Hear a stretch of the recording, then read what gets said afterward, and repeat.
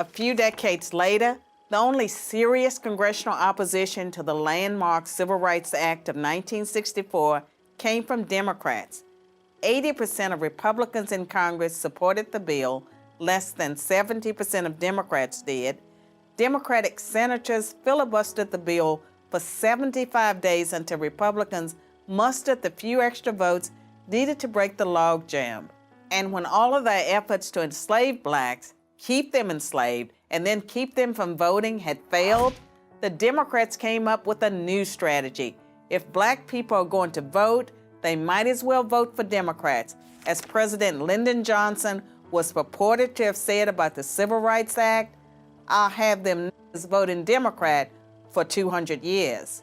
Okay, so from what I just explained earlier, you would have noticed that in that video clip that I played before my last commentary, that they were saying that if only the black people would just start voting Democrat and stop voting Republican, that all the KKK attacks on their politicians, on their people, would end or it would cease, okay? And so that was the condition that they gave to our people, that we needed to stop associating ourselves with the Republican Party.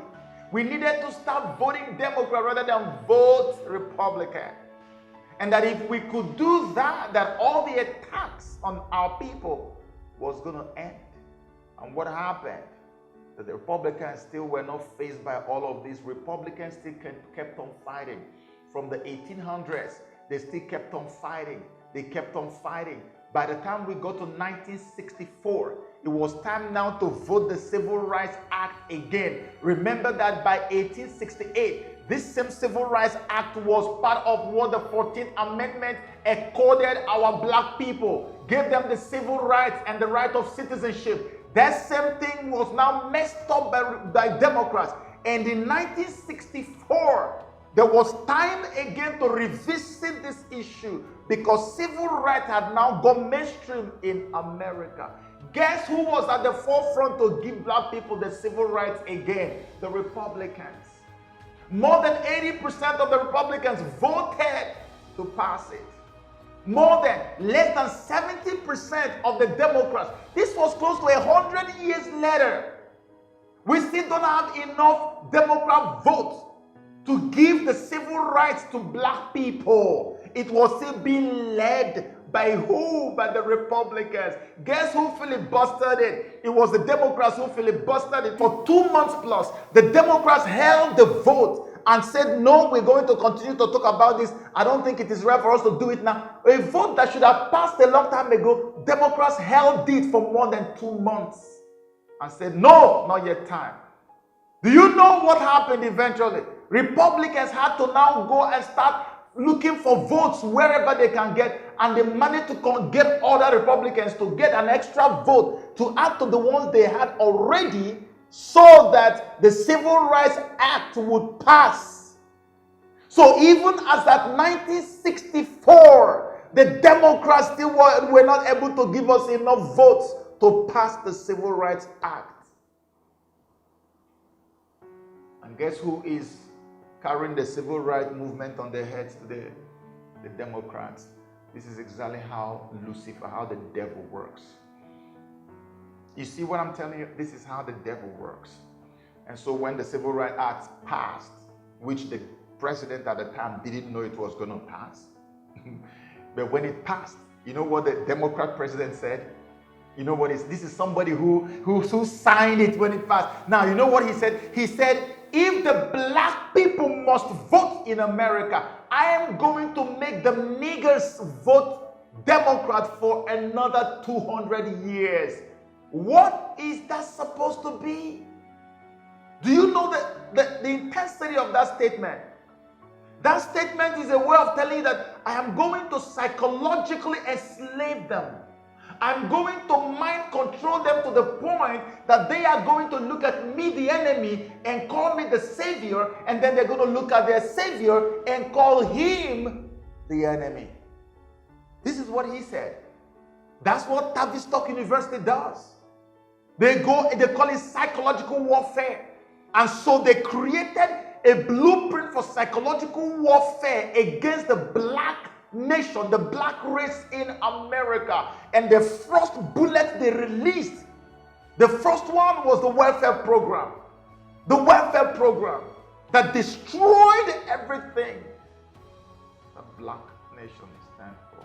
Same forces that sought to enslave black Americans physically have succeeded in creating new plantations of poverty programs and government handouts. Most of the problems that we see today in our inner cities are a direct result of this social engineering of the 60s. The welfare system has done exactly what slavery did to the black family.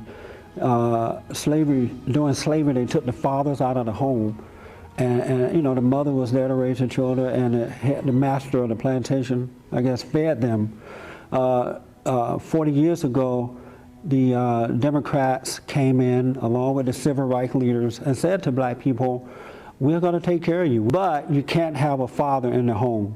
Specifically because part of the means test, part of qualifications boil down to don't work, don't save, and don't get married. Because according to government, there's nothing more that they do need except us to pay for their home and send their kids to shoddy schools and give them a little bit of check every month with some food stamps. They set no goals for them at all. I used to live on welfare. One of the questions on the form during the 80s and all the way until we changed it in the 90s was, did anyone go back to school? And if you put yes, you were going to be penalized. Massive government welfare has decimated the black family. Opposition to school choice has kept them trapped in failing schools. Politically correct policing has left black neighborhoods defenseless against violent crime. The welfare program, they took the fathers away from home and left the mothers in the home. During the slave era, the fathers were taken away from home and sent to the field. But despite all of that, we still did good with family. As at 1960, female-headed black families, the percentage of female-headed black families, in other words, single mother families in black community, the percentage was about 20.6 as at 1960. Between 1960 and about 1985, it jumped from 20.6% all the way to about 43%. Imagine what it will be by now. As at this moment, I think as at 2019, about 70 to 75% of all the black children born to black families in America are born into a single parent home, not a two-parent home. From 1960 to 1985, a whopping jump. Single motherhood. What brought it upon us? It was the welfare system. The welfare system and the Democrats who are fronting for these evil slave masters came to our black people and told them, listen, this is how they moved you from the physical plantation to the virtual, mental, and psychological plantation. And that's what I'm trying to explain to you right now. They brought the welfare first, and they came to them and said, listen, we want to help you, but first of all, you don't have to have a man at home. There must not be a man in the house. Who is the leader of the home? The man. Who is the king of the home? The man. How can you raise a home? It becomes a tradition that homes are raised to a greater percentage by women. And from the statistics they gave out, they found out that almost 85 to 90% of all these single parent homes, where women are the ones heading the homes, that they're going to end up in poverty. And if they end up in poverty, it simply means that 90% of the children raised from these homes are going to end up in crime. And so then it brings us to why Joe Biden and Bill Clinton were signing all this legislation to get black children in jail. You will hear Joe Biden boasting that it doesn't matter what the situation is that led them to do what they do. The most important thing is get the sons of bitches out of the streets and put them in jail. This is what has happened to black people. That is the first bullet they fired. The welfare system that empowered the woman, gave her so much money and power for just not having a man in the house. She can have children. Depending on the number of children you have as a single mother, they give you money. The Democrats are the ones who perpetuated this. They pay you money to be a single mother, to not have a father. Pay you money to destroy the future of black family system. And then the man is kept out. The man, they went to the labor unions and began to deny our black men the opportunity to work so that they don't have money. And now it is the women that they give more money in their hands. And then the man had nothing. So they end up with drugs. They end up with all kinds of crimes on the street. So as a black child is being born, his destiny is already decided because he's going to be in jail. Can you see how they've moved the plantation from the physical to a virtual location? That's number one pillar that they used to move it. There's a second pillar. Prior to the civil rights movement in the 50s, the Brown decision, there was a rich tradition of black self-help. The black colleges used to publish a journal of black business success. But in order to get the civil rights laws to apply to blacks, we had to present ourselves as victims of racism. So in order to do that, we had to cease publishing the accounts of our success. The second pillar of moving that plantation from a physical location to a virtual mental location is what happened when a brother was just talking about. He said, those days, black colleges used to publish journals on black business successes. Journals. And so when the civil rights guys came again, the same civil rights people, they told them and said, you know what? If you want the civil rights to apply to you, you just have to stop, you have to show that you are a victim of racism. So here's the deal. I hope you understand what I'm saying. The civil rights groups, the same people that brought the welfare to our people, now went to the black businesses because, blacks were doing so well. Self-help. There was a lot of prosperity. So the black colleges were always publishing journals on the successes that black businesses were recording in America. And that successes that they were publishing was now becoming a boost, a psychological boost to every other black child that is going up. They always wanted to, be like this other brother, uncle this or uncle that, who has done something great. It was such a motivation for other the unborn generation of blacks to be able to aspire to be great, to do something wonderful. And so they found out that this was a big psychological boost in the black community that made the younger ones aspire to be great. So they said, if you want the civil rights laws to apply to you black colleges, you have to make sure that you show to the world that you are victims of racism. Victimhood. This was said. When we talk about victimhood, you think it was just implied. It was said to them. In order for them to actually show that they are victims of racism, they had to stop publishing books or journals that imply that black businesses were doing good. You need to stop doing that.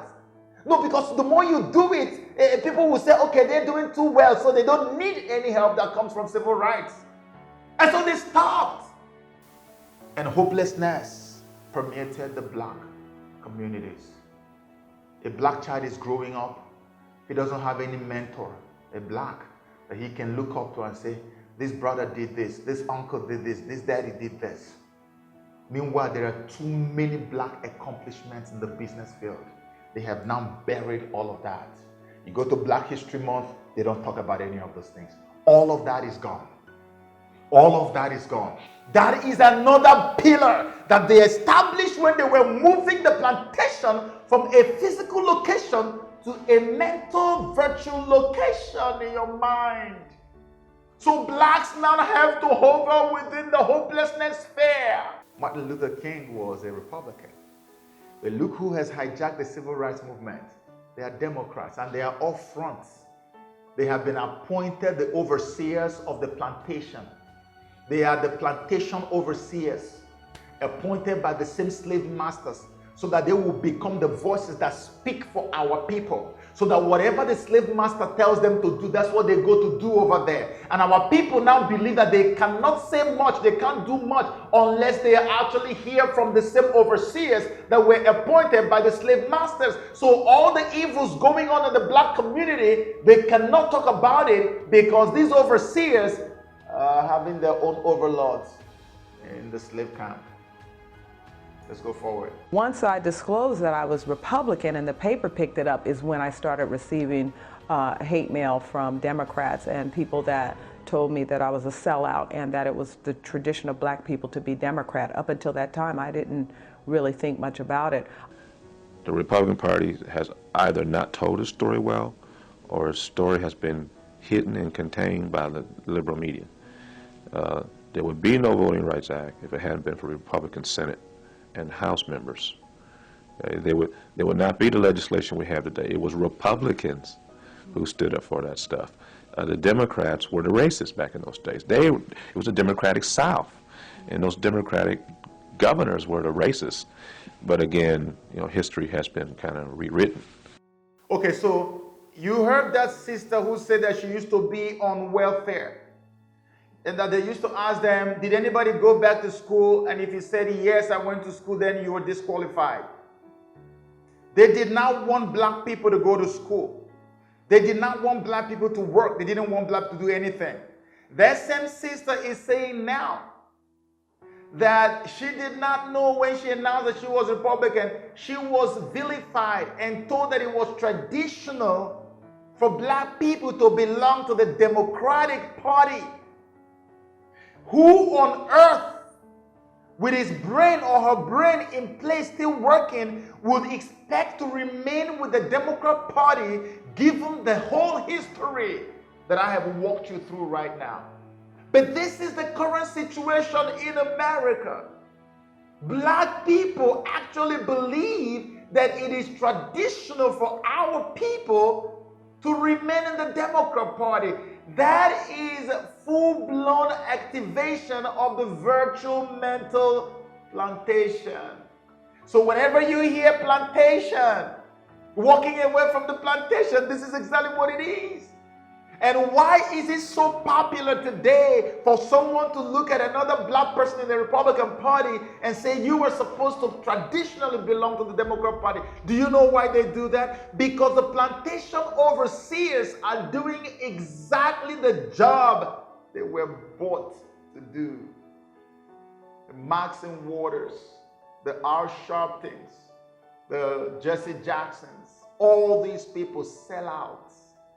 These are the people who will not tell our people the truth about what is going on. They've been appointed to oversee the new plantation of the mind. So if anybody crosses the line, they will vilify you and come after you and make you look like you are an idiot for actually trying to step away from the plantation. They are the guards holding and watching to make sure that nobody escapes from their plantation.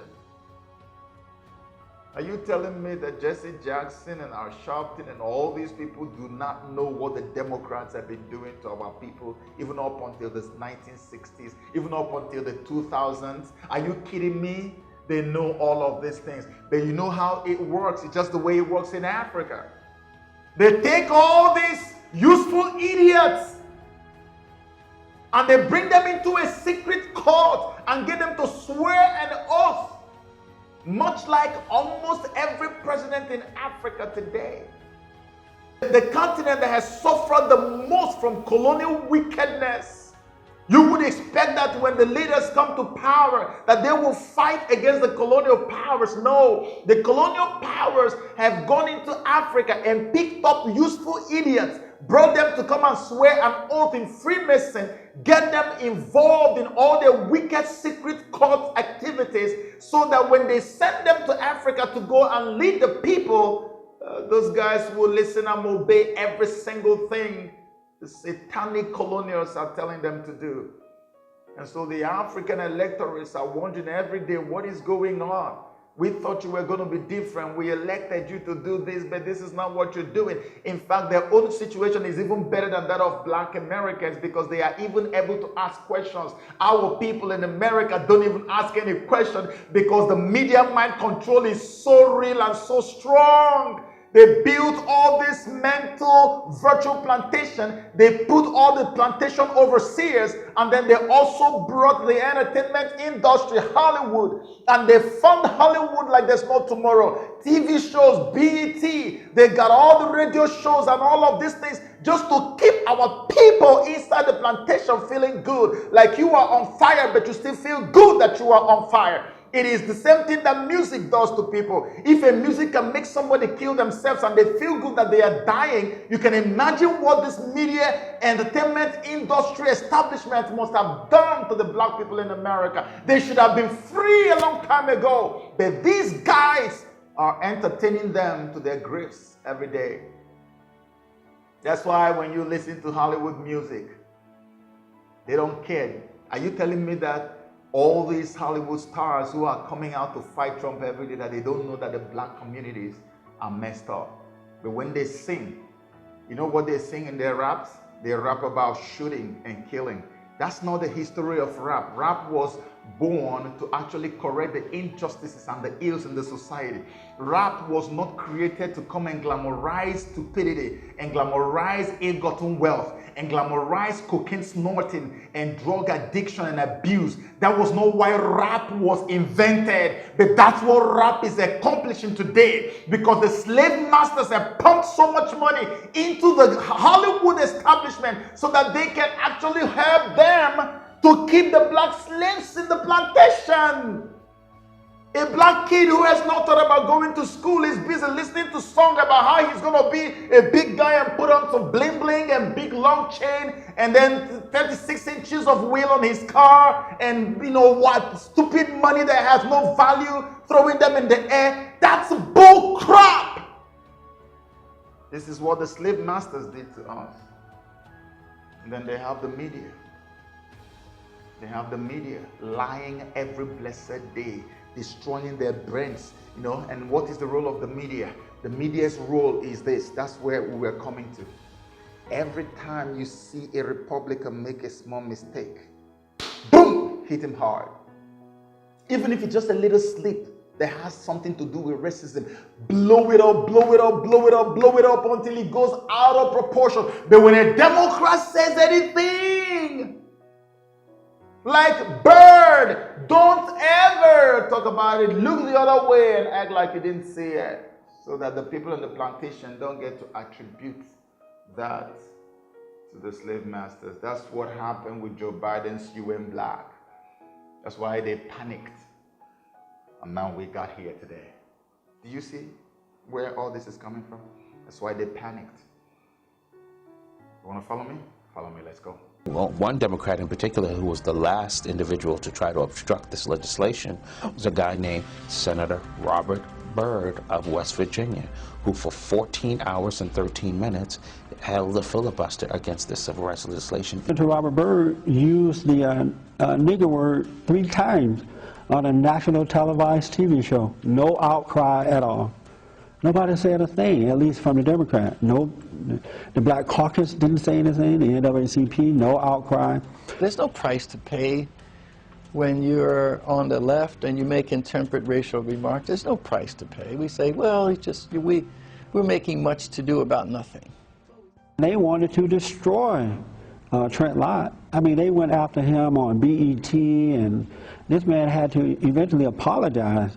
But nothing from Senator Robert Byrd. Hypocrisy of liberals and media around how they reacted to Dodd's praise of Byrd on the Senate floor, and the reaction of Trent Lott praising an old man that was going to be dead within a year.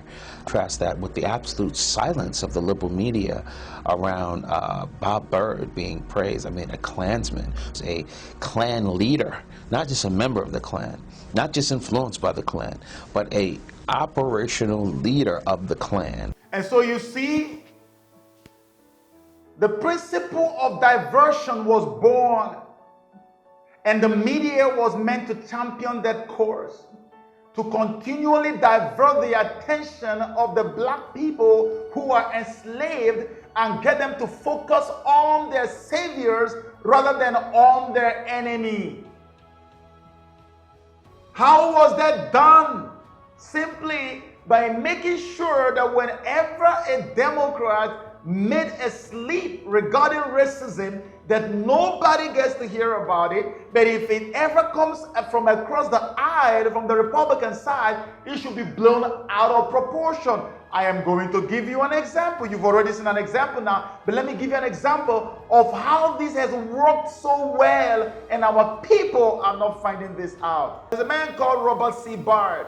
Robert Bard says, I shall never fight in the armed forces with a Negro by my side. Rather, I should die 1,000 times and see Old Glory trampled in the dirt, never to rise again, than to see this beloved land of ours become degraded by race mongrels, a throwback to the blackest specimen from the wild. And this is the same man who was behind the filibustering of the legislation to give our people civil rights in 1964. A Democrat. He remained a Democrat until his death. This man died in 2010. The longest serving congressman or senator in the whole US history. This is him. And they kept it quiet. Did you ever hear that in the media? The media will not tell you. But if there's a slip by a Republican, just a tiny slip, you must have already known about it by now. But these ones, you don't know to hear about them. This was not 1800s. This guy died in 2010. Died a Democrat. The media hypocrisy. Because if the media showed you what the man said, the slaves in the plantation will begin to escape. And so in 1946, Biden wrote a letter to a Grand Wizard stating, the Grand Wizard was one of the leaders of the Ku Klux Klan. In fact, the leader of the Ku Klux Klan during the Reconstruction years. And you know, Biden himself actually became an active leader, head of the Ku Klux Klan. And this is what he said in 1946 when he was writing to the Grand Wizard. He said, the Klan is needed today as never before, and I am anxious to see its rebirth here in West Virginia and in every state in the nation. Ku Klux Klan by Bard, a Democrat. So did the tradition continue? Yes, the tradition continued. This is a quote from New York Times, actually 2020 this year. New York Times is quoting Joe Biden as saying, lock the SOBs, sons of bitches, lock the SOBs up. Joe Biden and the era of mass incarceration, New York Times. So they say he now downplays his role overhauling crime laws with segregational senators in the 80s and 90s. That portrayal today is at odds with his actions and rhetoric back then. Okay, so let's hear some other thing that Joe Biden said before you went black. Okay, so let me read you what happened when Clinton signed the crime laws in 1994. He said, Washington, D.C., this is from New York Times still. In September 1994, as President Bill Clinton signed the new Violent Crime Control and Law Enforcement Act in an elaborately choreographed ceremony on the South Lawn of the White House, Joseph R. Biden Jr. sat directly behind the president's lectern, flashing his trademark grin. He was smiling. He was very happy, very excited that this law that is going to incarcerate more black people and put them in jail than any other in American history was being signed. Joe was happy to see that black people, black men, are about to begin to end up their lives in jail. And so what did he say? He said, the truth is, Mr. Biden had boasted a year earlier in a speech on the Senate floor, every major crime bill since 1976 that's come out of this Congress, every minor crime bill has had the name of the Democratic senator from the state of Delaware, Joe Biden. He was talking about himself.